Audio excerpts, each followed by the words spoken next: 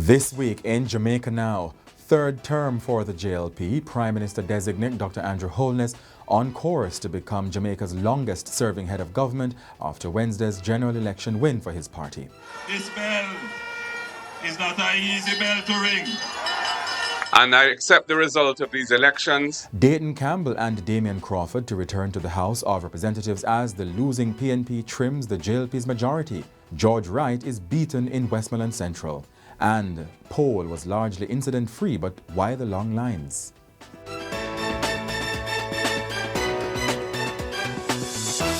I'm Jovan Johnson, and this is Jamaica Now. The Jamaica Labour Party emerged victorious in the closely contested 2025 general election on Wednesday, securing a mandate to form the next government for a third consecutive term. The outcome paves the way for Dr. Andrew Holness to be sworn in as Prime Minister for another term, with a reduced majority for his party in the 63-seat House of Representatives. In the Electoral Office of Jamaica's preliminary results, the JLP secured 34 seats to the PNP's 29. The JLP went into the election with 49 seats and the PNP 14.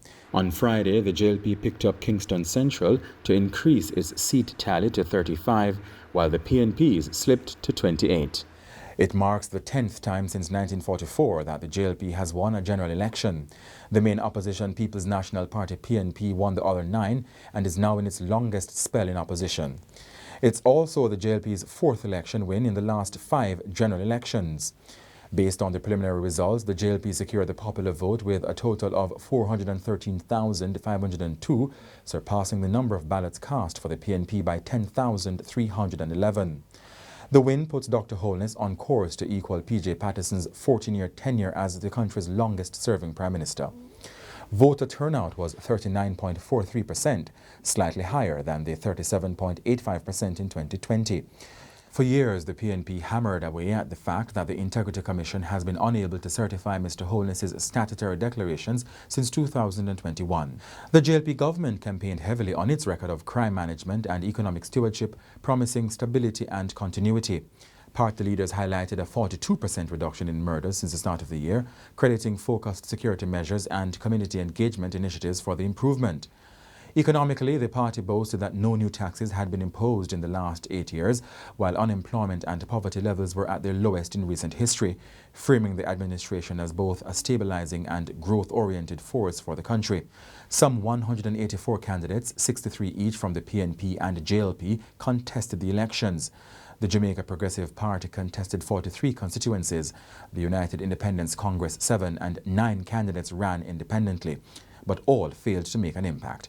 Independent and third-party candidates received a total of 2,586 votes. The EOJ is now conducting the final count of ballots. And Prime Minister Designate Holness on Wednesday night praised supporters of the Labour Party, saying the victory was not by default, but a hard-fought one. Today, Jamaica won. Jamaica won this election. Yes. The majority of voters decided to choose Jamaica. Make no mistake about it. This was not victory by default. Make no mistake about it. This was not an easy victory. Make no mistake about it.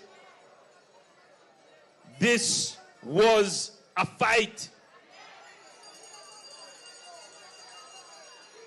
But we did not descend my political organization.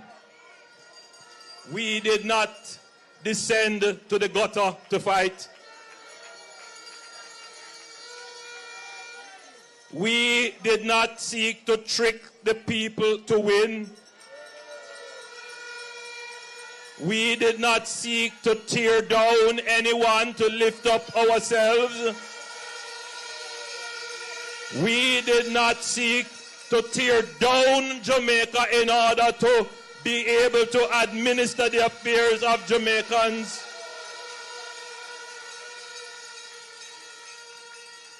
We ran a clean, disciplined, focused, well-organized campaign. And Dr. Holness said the election has proved that Jamaica's democracy is intact. He dismissed concerns that a third consecutive term in office for one party is a threat.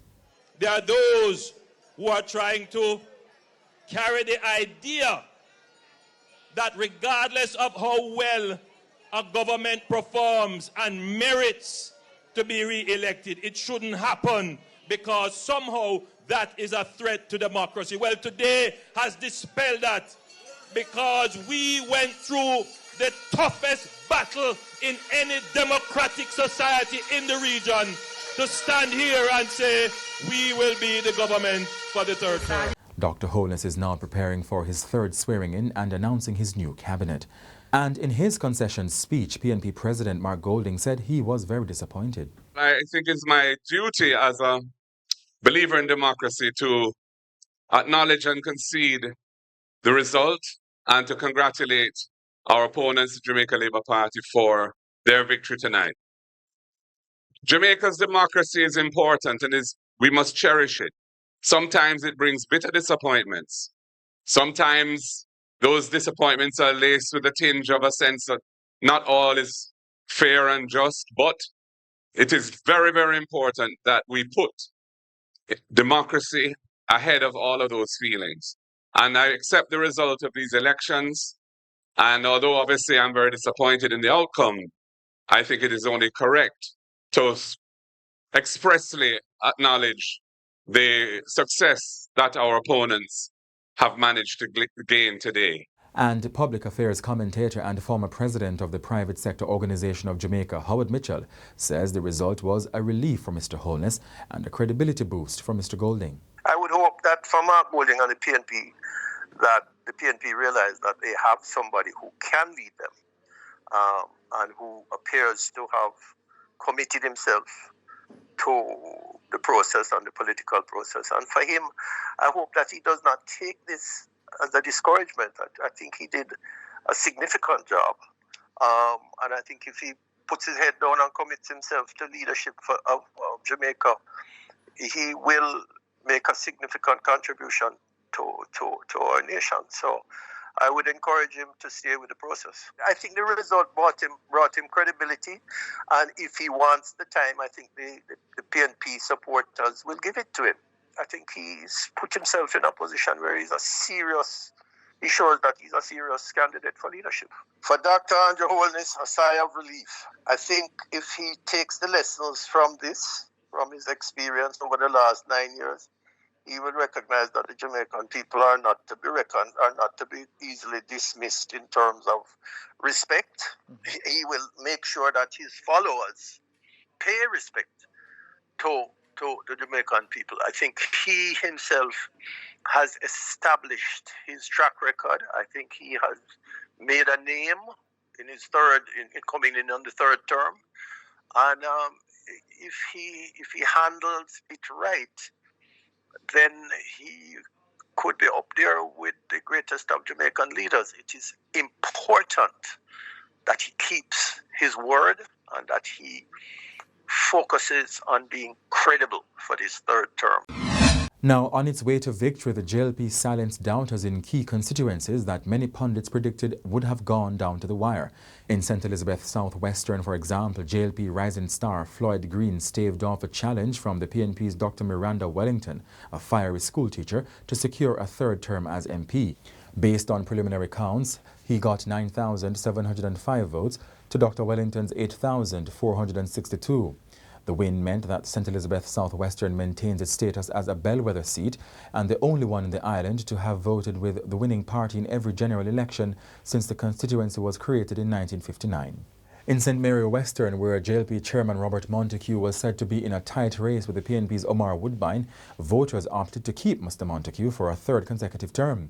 Based on preliminary counts, Mr. Montague got 9,394 votes to Mr. Woodbine's 8,451. There were other big winners on September 3. Among them, Peter Bunting, the opposition's spokesman on national security, is back in the House of Representatives, securing the Manchester Southern seat after easily dismissing the JLP's Ian Ives. Mr. Bunting, a high-profile member of the PNP, had lost in 2020 to the JLP's Rhoda Crawford in Manchester Central. And Miss Crawford held on to the Manchester Central seat, holding off Mandeville Mayor Donovan Mitchell of the PNP. Attorney-at-law Isaac Buchanan of the PNP also claimed a shock victory in unseating the JLP's Anne-Marie Vaz in a bruising contest in Portland Eastern. In St. James Southern, Nikisha Burchell, the PNP spokesperson on information, delivered an upset, defeating former JLP MP Homer Davis to secure her seat in Parliament. Another major win came from Dr. Alfred Dawes in St. Catherine South Eastern. Dr. Dawes reclaimed the constituency for the PNP after unseating the JLP's Robert Big Rob Miller, who had taken it in 2020. And in St. Mary South Eastern, the PNP's Christopher Brown stunned the JLP's Dr. Norman Dunn, who lost out on re-election by 11 votes. Mr. Brown's victory was among the night's biggest surprises, sending another newcomer to Gordon House. It was another close battle in Kingston Central as retired policeman Steve McGregor prevailed over the JLP's Donovan Williams by just 12 votes. But following the official count on Friday, Mr. Williams turned the tables, winning by 79 votes. Meanwhile, the PNP reclaimed all 3 seats in Westmoreland, which means the JLP's George Wright was beaten in Westmoreland Central, sending Dwayne Vaz back to Parliament. PNP General Secretary Dr. Dayton Campbell and Ian Hales are also returning to the House, following wins in Westmoreland Eastern and Western respectively. Hanover also swung back to the PNP as the party's representatives in Hanover Western Heather Miller Bennett and Hanover Eastern Andrea Perkis sent the JLP's incumbents packing. Along with Rhoda Crawford, 2 other women from the JLP's class of 2020 newcomers retained their seats. Tova Hamilton repelled the challenge of former PNP MP Dr. Wickham McNeil to retain Trelawney Northern, while Crystal Lee held off Gabriella Morris to continue as MP for St. Ann Northwestern. The JLP's Dr. Michelle Charles's bid for a second term was thwarted by political turncoat Yvonne Rosemary Shaw, who left the JLP for the PNP. She will head to Gordon House to represent St. Thomas Eastern. The JLP was also unseated in Clarendon Northwestern, where former MP Richard Azan was victorious, and in Clarendon Northern, where former West Indies cricketer Wavell Hines defeated Dwight Sibbles, who was seeking another term. The PNP's Damion Crawford will head back to the lower house after overcoming Newton Amos to win in St. Catherine Northwestern. The PNP's Zuleika Jess ousted Delroy Slowly to win back St. Elizabeth Northeastern for the party. Public affairs analyst Howard Mitchell says the Vaz defeat was a shock. I was surprised by the loss of Anne-Marie Vaz. I'm not closely involved in her constituency, but from my distance, I thought she put in a lot of work. I thought that she represented her people well, and obviously there was a gap in her strategy, which was taken advantage of. So that, for me, was a big surprise.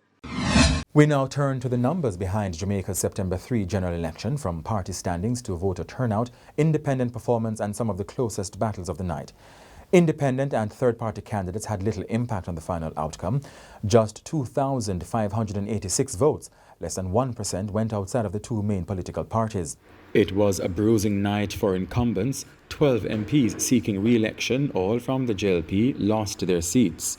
In their place, the election sent a wave of fresh faces to Gordon House. 16 newcomers were elected, 12 for the PNP and 4 for the JLP. Women will also have a larger presence in Parliament. 19 women were elected. That's 30% of the 63-member House. 11 represent the JLP and 8 for the PNP. PNP President Mark Golding in St. Andrews Southern had the largest margin of victory, winning by 8,188 votes.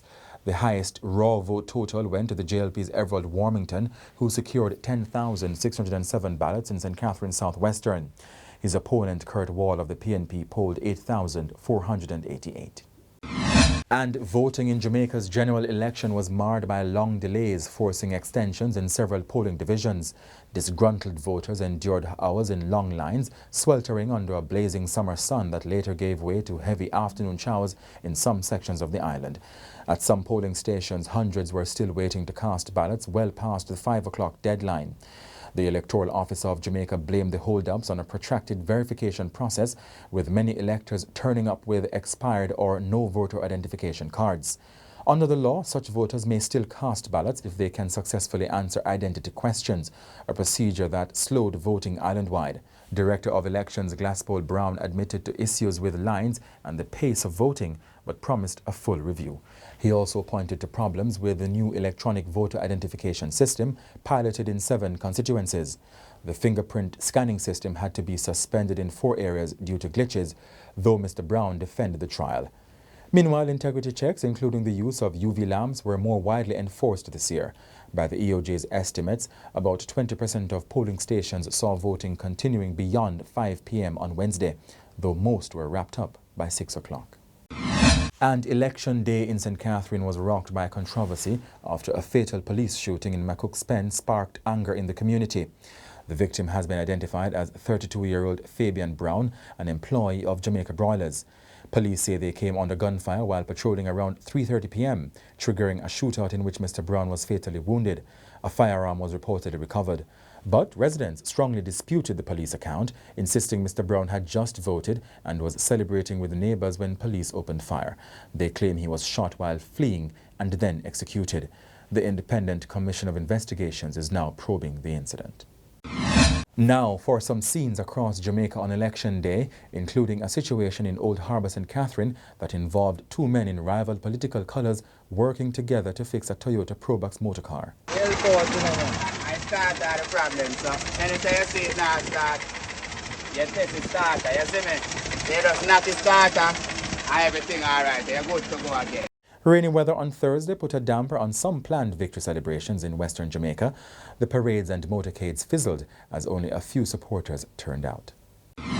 And that's it for this edition of Jamaica Now, your weekly review of the big news stories. Send us your comments at onlinefeedback@gleanerjm.com.